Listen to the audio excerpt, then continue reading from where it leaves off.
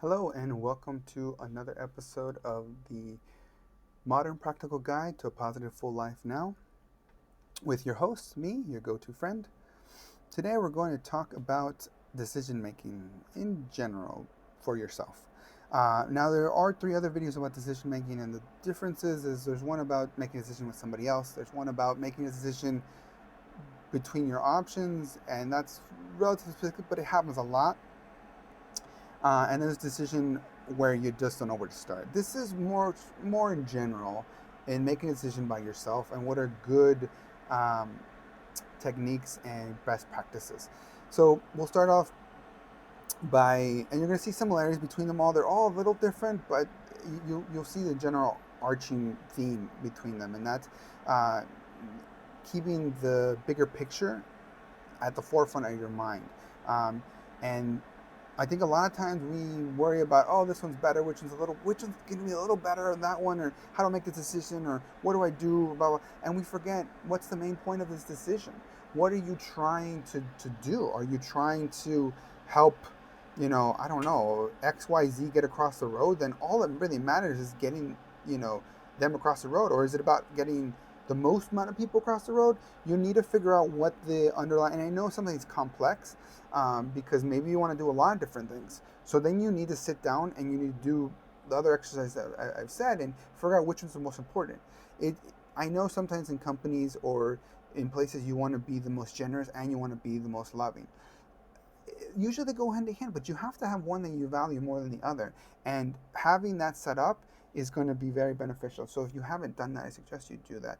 Um, Figuring out what your priorities are, what your values are, and even rating people and just having this list, because it's going to make it easier for you in the future to make decisions and pretty much function in everyday life, because you're going to have that in mind always.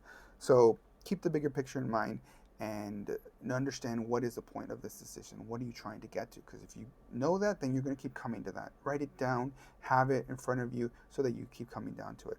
Um, the next comes on the time, and again, overarching theme, time. If it after it happens, don't dwell on it, don't hang on to it, let it go. If you can do something about it now, like planning, do it now. And if you can't plan to do the plan or schedule to do the plan, and then spend the time to plan and then make the decision. Now, if you can't make a decision because it's not till next week, then schedule it. Make sure you have a time to make the decision. Even if it's not like you have to be somewhere at this time to make the decision, you can still schedule it. It's going to make it easier because you're going to be able to just forget about it and not worry about it till the time comes. So that's how you're going to deal with time in the past and the present and the now. The next is understand the issue, understand the problem, understand the decision you're trying to make. What are the different parts of it, and what are the moving parts, and who is it going to affect, and how much do you really know about it? And this goes back to asking for help, asking those it's going to affect for help so you can understand the problem better, and also asking those who know more or are experts or have more information. It's never a bad thing to ask for help. Um, but you're trying to understand the problem. If you make a decision based on a problem that you don't fully understand, then it's not going to work very well. Not because you're bad at making decisions, but because you don't really understand what the problem was in the first place. So make sure you understand the problem and make sure you have a very clear priority in reference to what you're trying to solve for. Or multiple priorities, but understand which is higher. If the main thing is getting this person across the road, but while you're at it, you want to get the most people across the road safely, then that can be your second priority. But understand what is your first priority, what is your second priority. It's going to make it easier to know what is the best course of action moving forward. And when you listen to others, make sure to listen to understand. Don't listen to give your point of view. Don't listen to see where they're wrong. Don't listen for any other reason than just to understand the knowledge that you're trying to give you. Afterwards, confirm with them in your own words that you understand what they said. Say it to them and get confirmation that you understand it. Because if you don't, then again, you're not going to making yourself any easier of a time and making decisions, because you're going to be going off knowledge that isn't completely full. Um, Now, again, the main bulk of this is going to have three parts, and that's the first one is planning. And here, you're going to look at what the first step is. Many times we are thinking about all these different things, but remember to stay grounded and remember what is the next step. Do you schedule? When you make a decision, do you schedule how you're going to plan? Do you schedule something, but know what the next step is. No matter how small it is, that's going to get you going. It's going to get the ball rolling. It's going to be a lot easier. That first step is very difficult. And if you can't test a decision in a small group or with somebody who has done it in the past or has a good understanding or who will affect, be it's as simple as going up to them, being like, "Hey, what do you think about this? I was thinking of doing this. What are your thoughts on it?" And they can tell you it's better for someone to tell you that's a horrible idea than you to implement it and then it blow up in your face. So it's always better. I know it's a little scary, but it's always better to ask for help and try to test it out if you can. Um, and remember, like everything in life, we're all different. We're all unique. So this problem is unique. So find the best solution for this problem, and that's the right decision to make. Now, it's not always going to be very clear, but a lot of times I think we try to stick to the one we decided on or we came up with or what first thing that came up to our mind. You have to keep an open mind and to make a decision that is best for that problem. And that goes for a lot of things. You're going to see this again overarching in a lot of different areas. But just remember that everything is different and that you need to find the problem that best fits, the decision that best fits that problem. Um, the next one is go through your emotions and reflect and make sure there isn't something you're holding on to, something that, that's making it's going to make you make a decision based on emotion. Usually, they never turn out well, but you need to address an emotion. It's unhealthy to just bury it or just forget about it. You need to process it and then let it go. And what you're going to move on to is logic, experience, and history. So you're going to make a decision based on what worked in the past, what makes sense, instead of what you feel or what or what emotion is grab a hold of you at the time. So make sure that you're basing yourself on that, but you're not going to be able to base yourself on logic and history without addressing your emotion first. Set a time limit. Again, this is an overarching thing. Set a time limit. If it's an hour, 5 minutes, set a time limit for planning and then make a decision. Ideally, I'm going to have 5 minutes to think this over, and then at the end, I'm just going to make a decision. If you can do that, great. Sometimes you can't plan for it, schedule it, and then get it done. But if you can't get it all done right now and you have the time, then it's just better to get it all done. A lot of times we make excuses, can't do this, can't do that. When in reality, if we just got it done, we wouldn't have it, in the back of our mind just weighing us down. If you want some techniques, part of other videos, but think about what the best thing that can happen. Use it as motivation. Think about what is most likely going to happen and use that to focus most of your energy on, and then think of what's the worst that can happen and use that also as motivation, but also as a thing that you can focus a little energy on so that it doesn't catch you off guard, Um,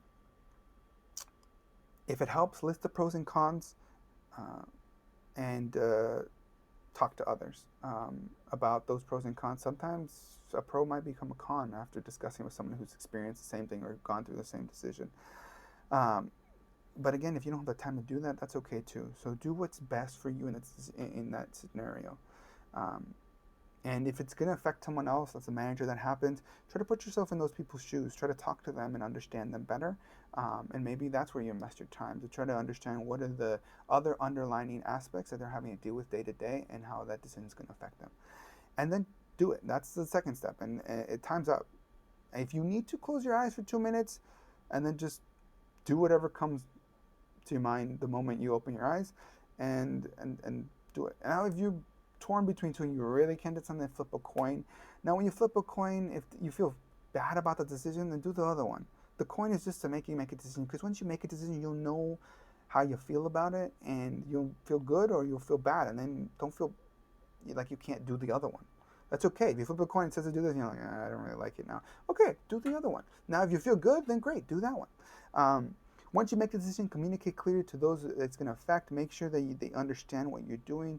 Ideally, when you're dealing with a group, you say what the decision is and ask somebody to give it back to you. Get in this habit. It's a very good habit to do when you're speaking to one person or multiple people. Be like, hey, I haven't heard from you much today. Bob, do you mind repeating what I just said in your own words? I just want to make sure, I'm working on my communication. I want to make sure you understand it. It's calling out somebody, but if you do it in a good nature and you do it always, they're going to see it coming. They're going to pay attention to meetings more. But they'll be able to repeat it and you get confirmation that they understand. Now, once it's all said and done, this is the time for reflection and reference to what was the outcome? How did you process that? How did you do it? Now, if you did something that you regret, then take this time to apologize to the person or rectify those wrongs. If you can do them now, do them now. The longer you wait, the more difficult it's going to be. Always try to rectify your problems right away if possible. Now, if you made problems, it's an opportunity to learn, to go back and change, and next time do it better. Um, but don't dwell on them. Don't hold on to them. Again, you if you find out you have a weakness, then focus on it just at the point where you can get to a point where it doesn't drag you down. You want to focus on your strength. Now, if you did really well, what did you do well? Understand. You don't want to just, stumble your way onto a really good decision. You want to understand it, and this is going to help you by writing it down, by reflecting and understanding what happened. Um, Now, the other part is follow through. Like if you said you're gonna do something, follow through what you said you're gonna do, because it's gonna set a precedent. It's gonna next time you have another decision, people aren't gonna want to help you because you're all this talking, you don't do anything about it. So make sure you do what's agreed upon at the time that's agreed upon. And if you can't for whatever reason, have another meeting and apologize to those people because you said you were gonna do something, you didn't do it. It's very easy as a boss to be like, too bad. I am too busy. Take the time to communicate clearly. It's going to go a long way to build trust in this, and it's going to help with loyalty as well. Um, and again, focus on improving. No matter, it's never going to be a perfect decision. It's okay.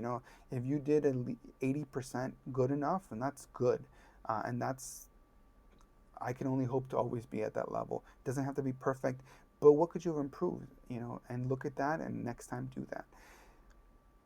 And that's it. That's the video. Thanks for watching. Follow us on social media at Cultum Vita. It means cultivating life on Twitter, Instagram, Facebook, YouTube. And if you think it's going to help somebody, please forward this along. That's why I do it. And stay tuned for the next video.